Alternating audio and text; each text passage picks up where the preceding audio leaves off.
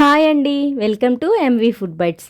మామిడి పండుని మర్చిపోని విధంగా సంవత్సరమంతా స్టోర్ చేసుకునే స్వీట్ మెమోరీలా చేసే మామిడి తాండ్ర కోసం ముందుగా 2 కేజీల తీయటి బంగినపల్లి మామిడి పండ్లను తీసుకొని శుభ్రంగా వాష్ చేసి పీల్ తీసేసి ముక్కలు కట్ చేసుకొని పక్కనుంచుకోవాలి. ఇప్పుడు వీటిని మిక్సీ జార్లో వేసి మెత్తని పేస్ట్లా మిక్సీ పట్టుకోవాలి. ఈ విధంగా మెత్తని పేస్ట్లా మిక్సీ పట్టుకున్న తర్వాత స్టవ్ పైన అడుగు మందంగా ఉండే కుక్కర్ కానీ గిన్నె కానీ పెట్టుకొని మిక్సీ పట్టిన మామిడి పండు పేస్ట్ని కూడా వేసుకొని ఇందులోనే 2 కేజీల మామిడి పండ్లకు గాను 250 గ్రాముల పంచదార వేసుకోవాలి. మనకి పంచదార అనేది మామిడి పండ్ల తీపిని పట్టి కూడా ఉంటుందండి.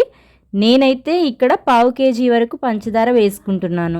మీరు తీపి ఎక్కువగా తినేవారైతే మరికొంచెమైనా యాడ్ చేసుకోవచ్చు. ఒకవేళ మీకు పంచదార వద్దనుకుంటే బెల్లం పొడైనా వాడుకోవచ్చండి.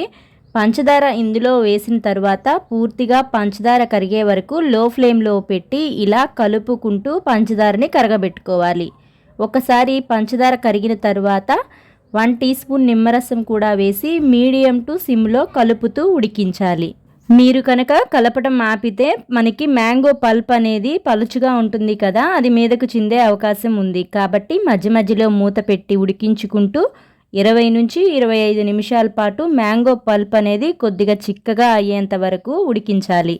నేను ఇక్కడ 2 కేజీల మామిడి పండ్లు తీసుకున్నాను కాబట్టి నాకు ఇక్కడ ఈ మామిడి పండు ప్యూరీ చిక్కగా గ్లాసీ టెక్స్చర్ రావడానికి నాకు అరగంట సమయం పట్టిందండి. మీరు కనుక తక్కువ క్వాంటిటీ తీసుకున్నట్లయితే 10 to 15 మినిట్స్లోనే కంప్లీట్ అయిపోతుంది. అరగంట తర్వాత స్టవ్ ఆఫ్ చేసి లైట్గా చల్లారనిచ్చి ఒక స్టీల్ ప్లేట్కి కొద్దిగా నెయ్యిని కానీ నూనెని కానీ అప్లై చేసి ఇప్పుడు దీనిపైన మనం తయారు చేసుకున్న మ్యాంగో ప్యూరీని కూడా వేసి ఒక పలచటి లేయర్ లాగా ప్లేట్ అంతా ఈవెన్గా ప్లేట్ని తిప్పుతూ వీడియోలో చూపిన విధంగా స్ప్రెడ్ చేసుకోండి.